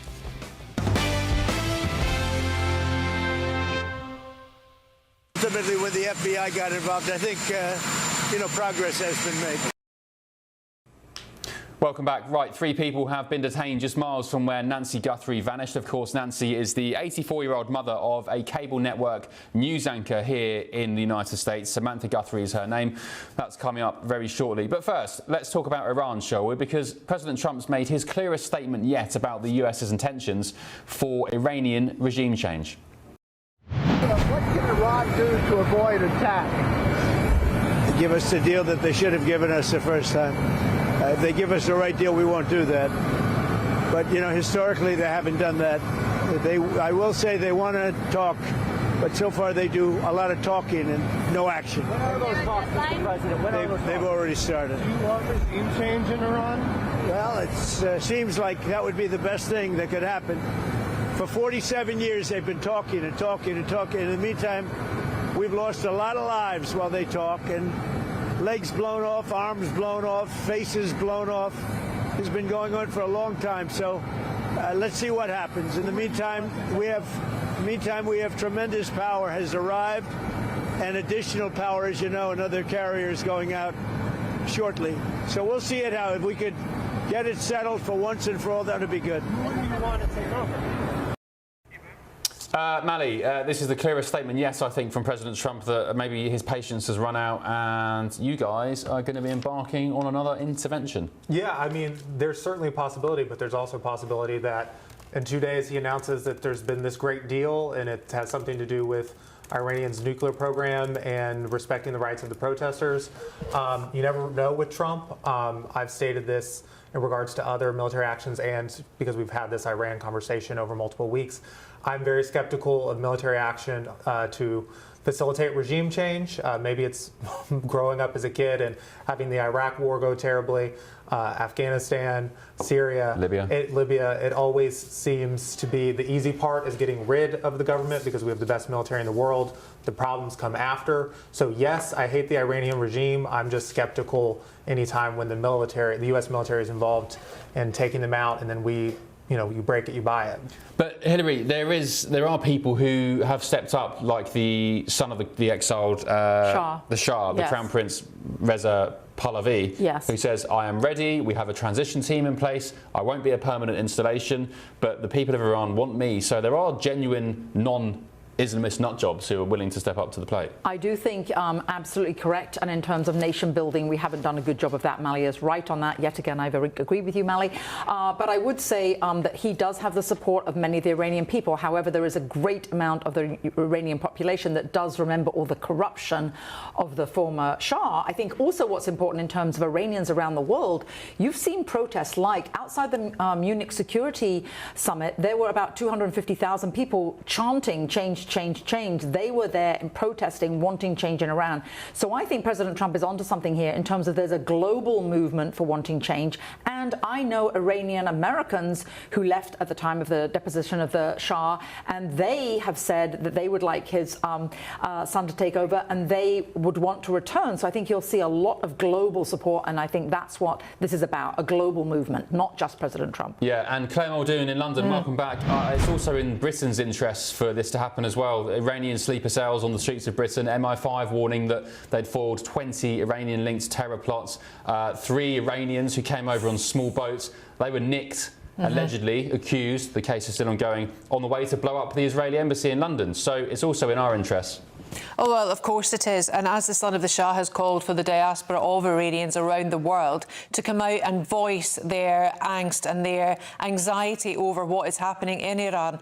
And for me, I think it's ridiculous that the mainstream media in this country has been less than coherent, less than audible about the terror, the terribleness of what's happening over there, the absolute atrocities of people trying to stand up to the regime and being shot, being, killed by other means. It's just ridiculous. It's awful. We are living in 2026, for heaven's sake. We have got the fastest moving news available to us at all times, and yet we're witnessing such devastation on such a human level across a lot of countries that I think it takes someone like Trump to stand up to them and send people in, like Steve Witkoff and Kushner, his son-in-law, to negotiations, which they will be doing to the Iranian negotiators on Tuesday. And I just hope, with a great heart, it is Valentine's Day, that we do move forward with this, and some form of peace will be able to be thrown over that nation instead of corruption, instead of death, instead of fear. Let's unite. Let's do something that United Nations can't do. I don't think they're fit for purpose, let alone NATO anymore. They don't seem to have a diplomatic bone in their body, and no one seems to have the respect that they ought to have for something as great as it was of the United Nations. I think Trump is doing a better job of uniting nations than the United Nations and NATO combined. Yeah, I think many people would agree with you, Claire. Just finally on Iran, I find it really interesting that we hear lots about Gaza and we hear about, the onslaught from the NPCs about Greenland. Greenland is for the Greenlanders. We heard all sorts of stuff about that. I haven't really heard anything from particularly those on the left who always love to step up to the mantle and virtue signal about anything, everything and everything. I've really heard nothing at all about the 30,000 people slaughtered on the streets of Iran. Yeah, that's a point I made earlier, and nor is it being reported by the mainstream media.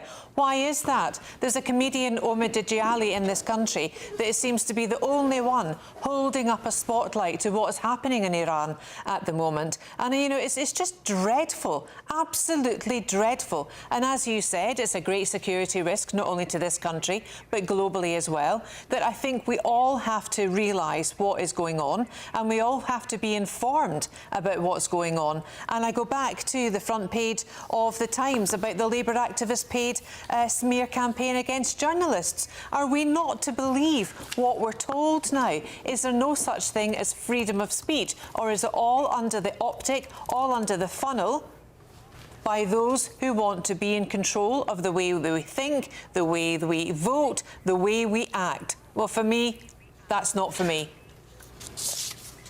Claire, let's talk about that story on the front page. If we can take a look at the front page of the Times, can you just, because we've not touched on it yet, can you just explain for viewers and listeners what the story is, what's happened?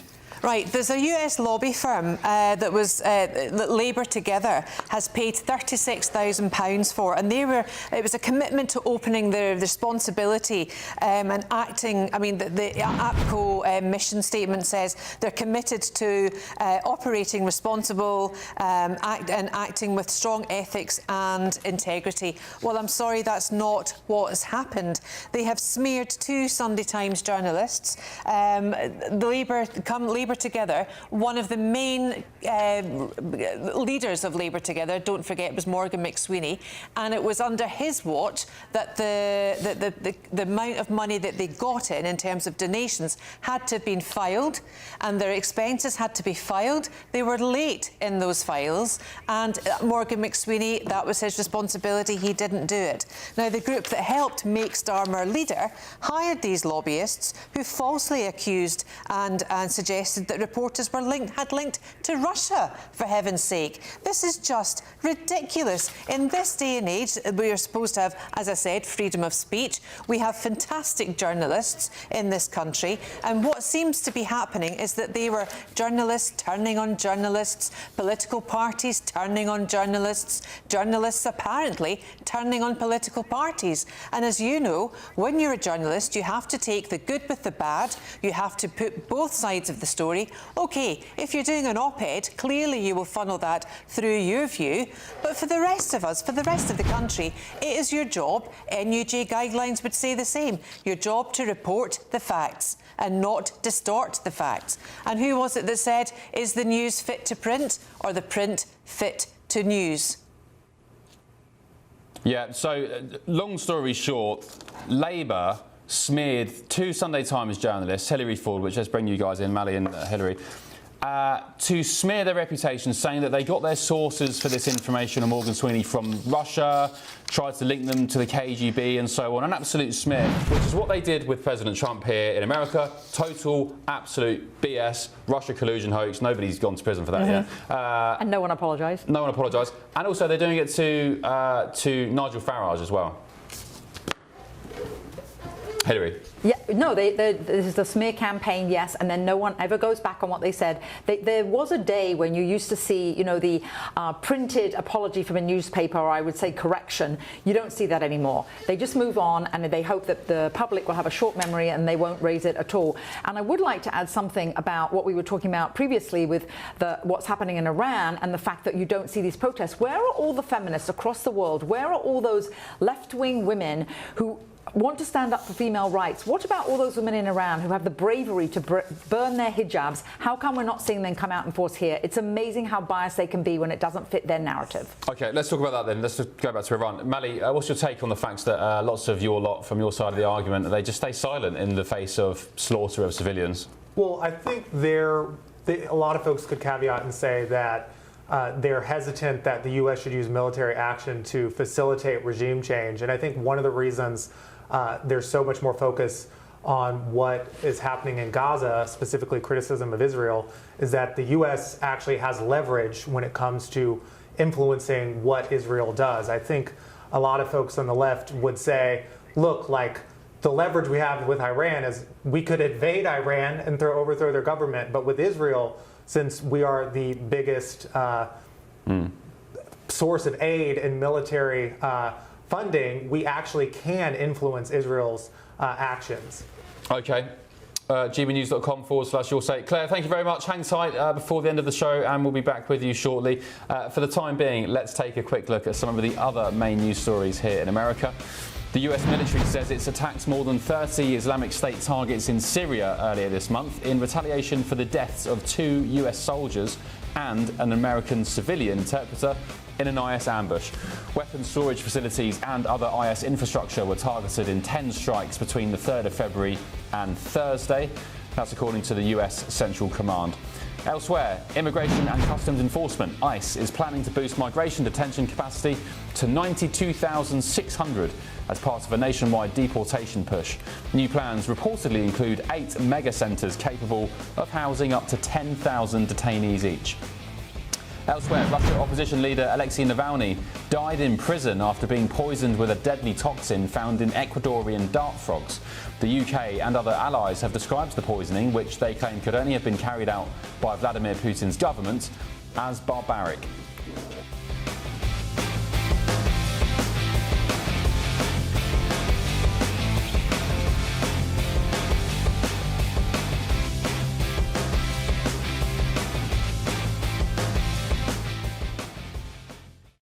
Welcome back to the Late Show Live.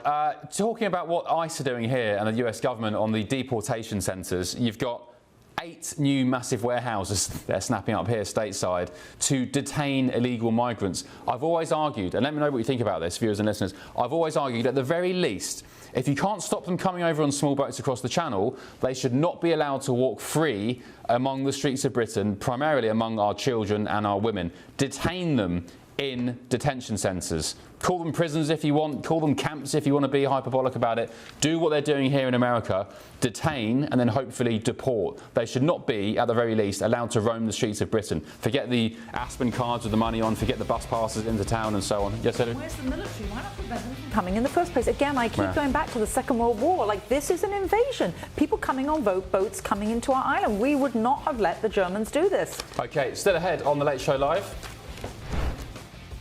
Ultimately, when the FBI got involved, I think, progress has been made. Breaking developments in the search for Nancy Guthrie. 3 people have been detained near the mother's house. Could this finally be the moment the case is cracked? Back in just a tick on the Late Show Live. No breaks, remember.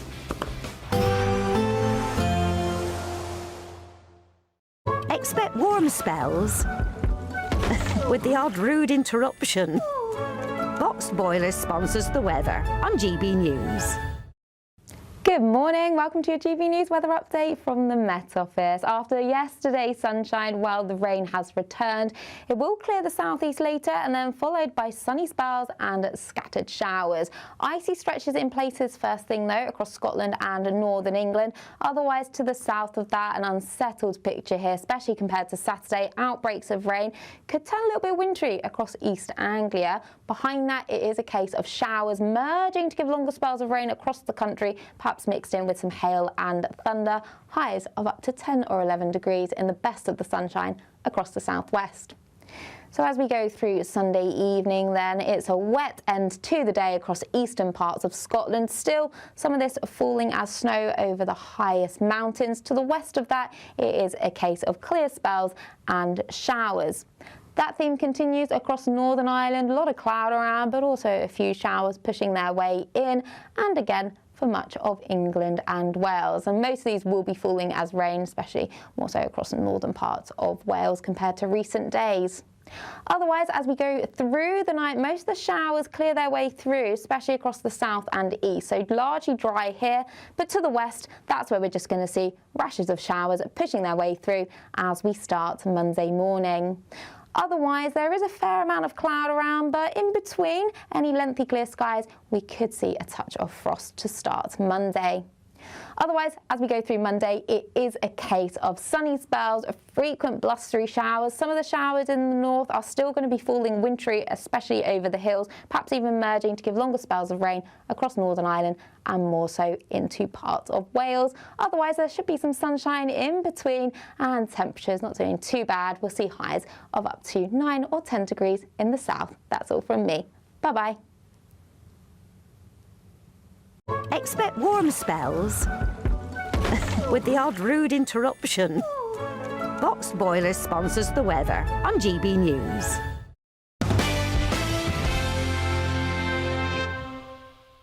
Ultimately, when the FBI got involved, I think, progress has been made. Welcome back. Right, let's bring you an update on the ongoing search for missing 84-year-old Nancy Guthrie. Of course, she is the mother of US cable network anchor Samantha Guthrie. Police say no arrests were made following last night's court-authorised search near Nancy's neighbourhood. Investigators, though, have collected DNA at her property that doesn't belong to Nancy or anyone close to her. So, big questions surrounding that. That material is now being tested, according to the Sheriff's Department, and the FBI has also now doubled the reward for information leading to an arrest or conviction, offering $100,000. With me now is former New York Police Department Chief John Schell. John, we saw some developments today with a Range Rover being removed from a property. The roads were closed near Nancy's home. Any idea what that was about? Well, obviously, they got a tip of some sorts that led them to that location, which is about 2 miles from Mrs. Guthrie's house. As you're reporting, they took 3 into custody and a truck, if you will, but it seems like as of right now, those leads have not panned out and they all have been freed. So it's a very frustrating situation. As a person who's handling high-profile cases, sometimes these things take long, unfortunately, and we have an 84-year-old woman out there, mom who needs medication, has been kidnapped, so extremely frustrating. But the authorities have to be very methodical in going through upwards of 13,000 tips that they have to make sure they get it right. So this obviously is one of them, and it's the second time now in a few days that a tip did not pan out. Those investigators have been at it for 24 hours a day for the last 14 days. We want to bring her home, but these investigations are tough sometimes, and there's some good leads, like you mentioned, the DNA from inside the house, the DNA hopefully from the glove. We have the backpack identified from Walgreens. That's going to be a little tough, but it is doable. When I spearheaded the Louis Mangione case, we did find out where that bag was bought from, and we did track him pretty well, with different circumstances in terms of terrain, but it's just, it's very frustrating right now.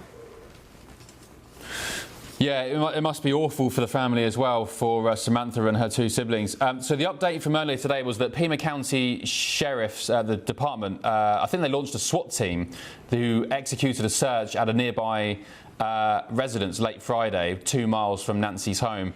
3 people were reportedly detained, but they've now been released.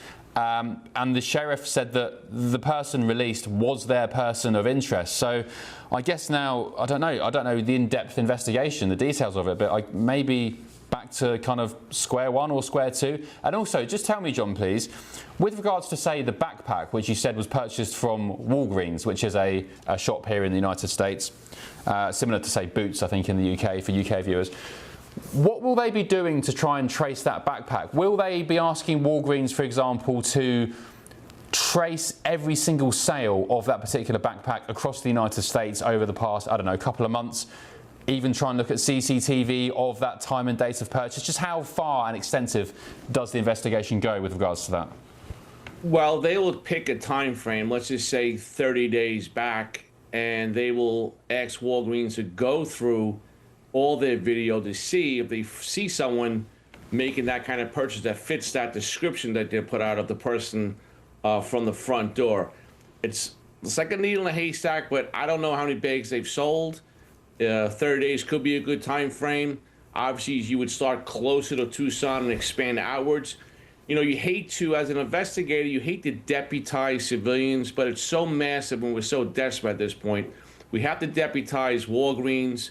We have to deputize people in that area to check their Ring doorbell cameras, because sometimes you'll see the perpetrator before the act.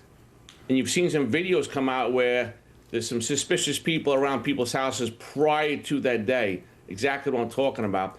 But this right now is coming down to forensics and human intelligence. Forensics and human intelligence. Vis-a-vis those tips. Hopefully we can get this done soon and bring her home, but obviously time is of the essence, especially with an 84-year-old mom. Yeah, and I just wonder, you know, if she, fingers crossed she is returned safe and well, but I just wonder, as an 84-year-old grandmother, a pensioner, how that would affect the rest of her life. I mean, a completely traumatic experience. Will she have much of a quality of life left? Just last question to you. The FBI has increased its reward to $100,000 for information leading to her return. Do rewards such as that have much of an impact? Do you get perpetrators who think, well, that sounds pretty good, and somehow try and claim it? Well, there are some unscrupulous and not so smart perpetrators out there that might try to reverse. It has happened before. But again, the $100,000 is, at the end of the day, this person sleeps somewhere. This person does go to a local store somewhere. This person probably drives a car. This person is somewhere and someone has seen him. Someone has seen that gate. He's not the invisible person, so you just have to keep plugging at those tips, and 100,000 should bring more tips in, but it's very labor intensive, and you think about it, you cannot get a tip wrong, so you must be so methodical in vetting that tip out. Okay, John, my panel here, sorry to rinse your time, but I appreciate your generosity and your presence, and you're great. So my panel would like to ask you a question or two, if you don't mind. Hilary Ford, which is here, and Mally Smith. Hilary? Yes, thank you for joining us. My question is, when I look at that footage, I know the gait of almost everyone that I've ever golfed with and walked with and friends. I could tell you Ben's gait 100 yards away. How come there isn't a member of the public that just from that footage alone doesn't say, aha, I know that person? I've heard you've had thousands and thousands of leads. How many do you think there are, and is that the problem? There's too many and there's too little time to go through them? Well, last check, there was about 13,000 since that video went out. And if you think about it from an investigator's point of view, you have to go through each one. You cannot miss one. God forbid you did, and it was the right one. Doing investigations, it's not like, unfortunately, it's not like a TV show. It doesn't end in an hour. It takes time. And if you really think about it, this crime is still occurring vis-a-vis, it's still a kidnapping, it's still active. But to your point, maybe someone in those tips they haven't gotten to has seen it. And I also would like to say the FBI, as I would do as an investigator, are holding back some piece of information that they can't give out. And they're hoping to match a tip to something that no one knows to expedite that process. And as you see, they had a tip last night. It didn't pan out. Anytime you see the SWAT team on the move, they're mobilizing for a reason. But it's just so desperate. And those detectives and investigators, FBI agents, they're working around the clock to get this done.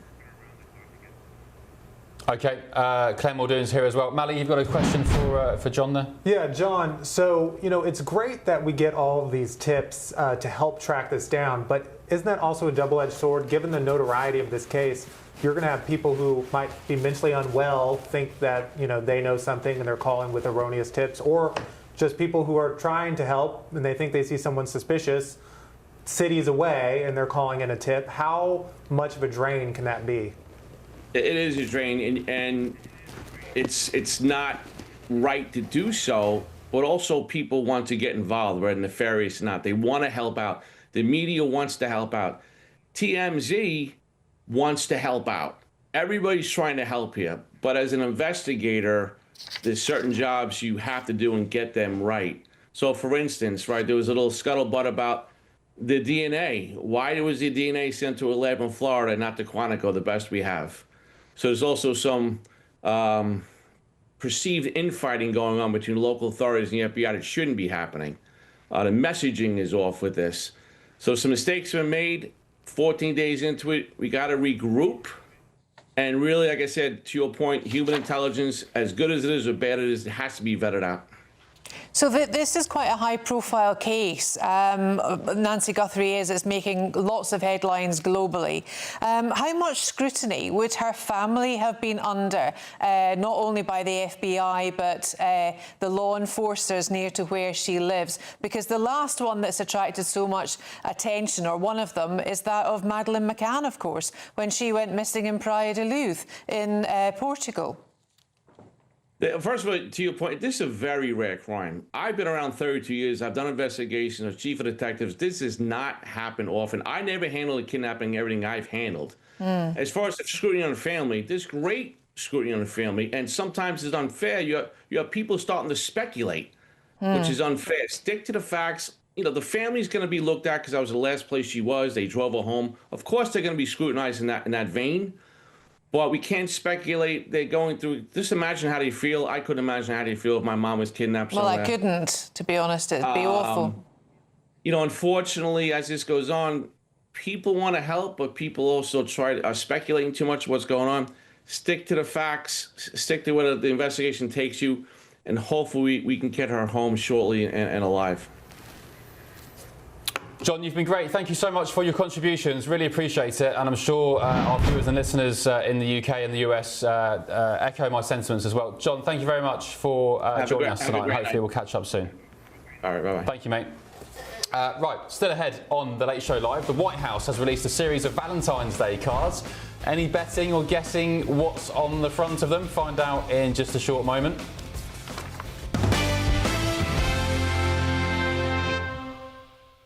First of all, though, let's delve into some of the main stories on the front pages tomorrow. My panel is still here, Mally, Hilary and Claire. Actually, let's start with that Valentine's one, shall we, because it's Valentine's Day. The White House has released a series of Valentine's Day cards which feature... Let's have a guess. Claire, any guess? Mind you, you can see the autocue in front of you, so no guesses. It's Maduro. It's Maduro in shackles and digs. We'll see if we can get the picture in a second. So it's a tongue-in-cheek card. Here it is. You captured my heart.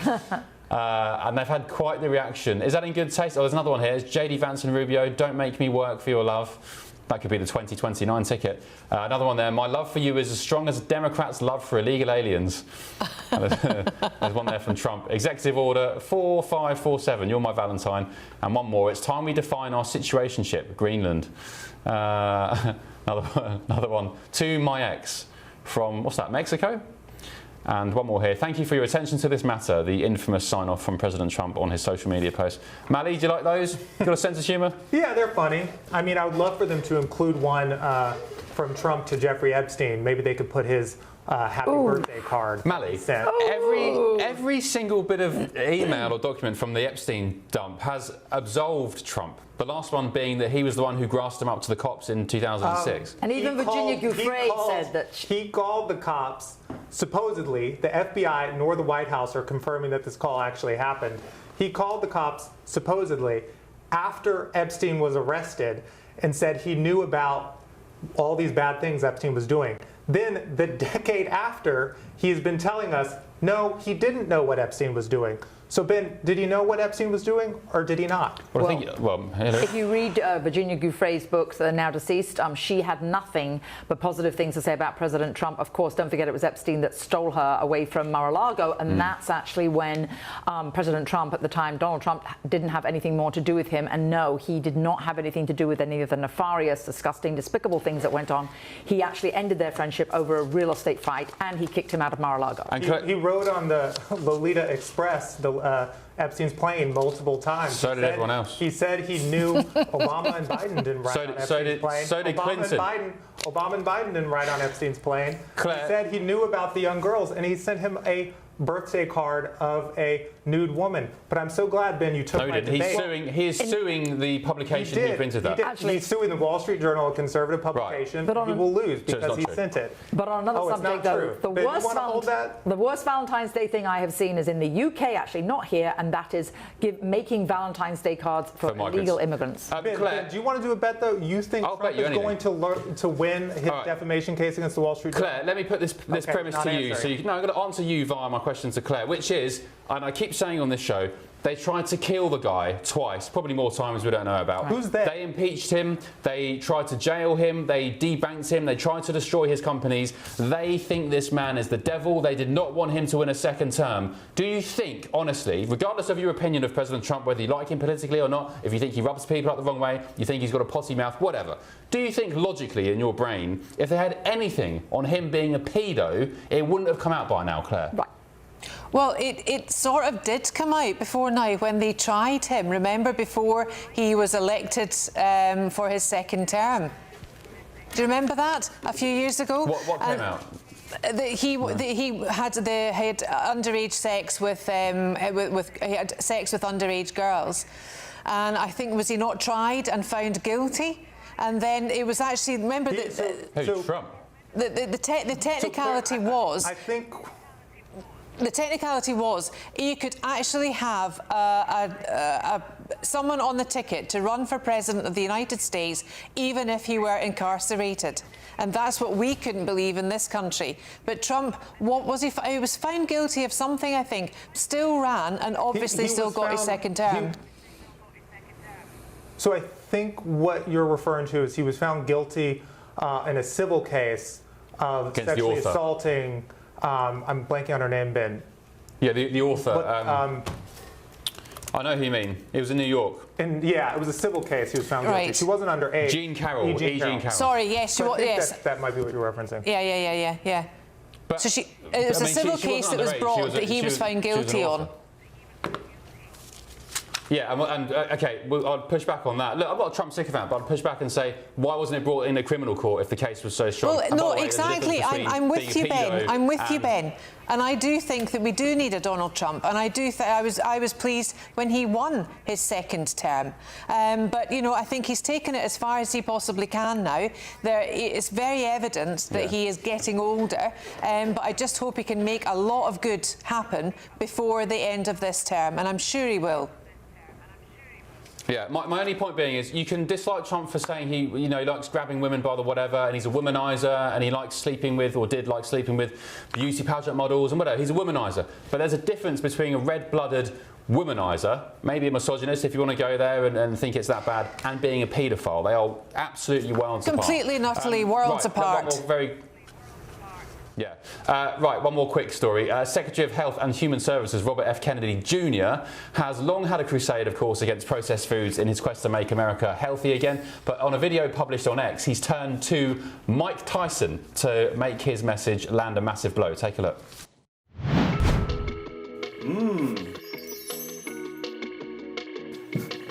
What do you think he's doing? Processed food kills. Remember that.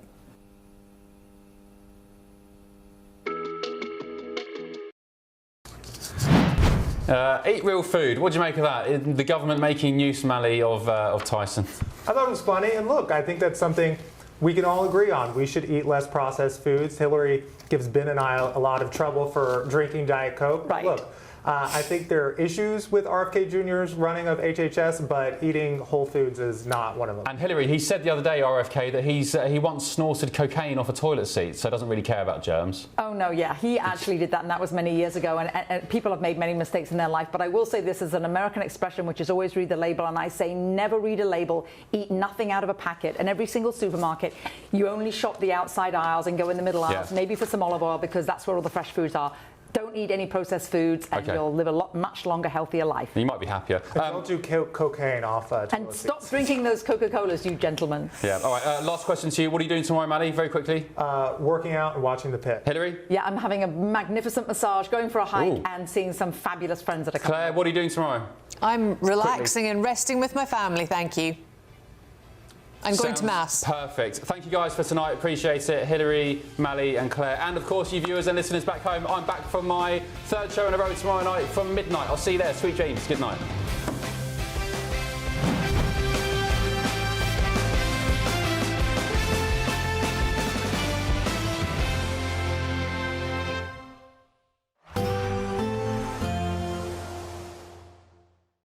Today, clouds overhead.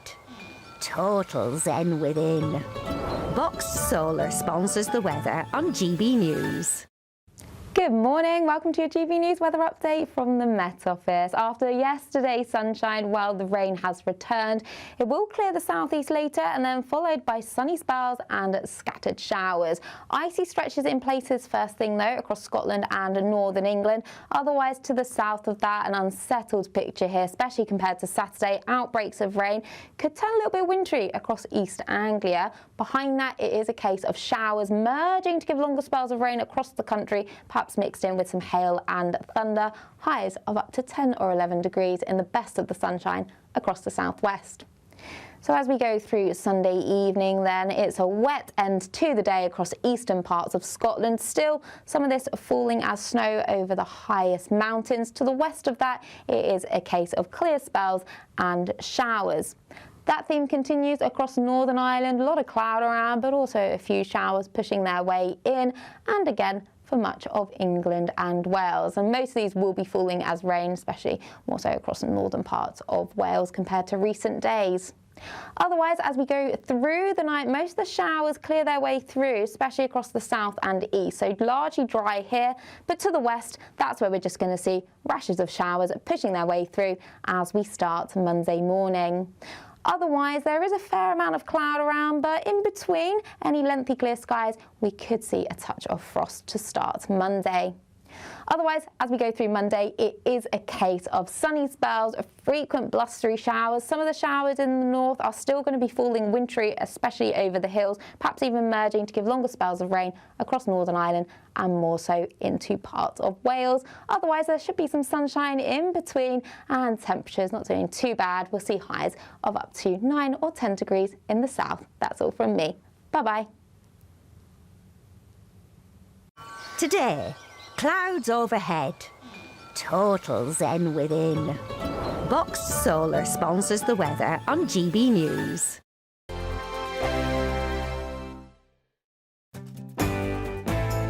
I'm Andrew Pearce. This is GB News, the People's Channel, Britain's news channel. Westminster's full of talk, but out here, it's the real world. Am I allowed to talk then? No, that's it. This is where it matters, real people and real lives. That's what politics is all about. The fact is Trump made a good start.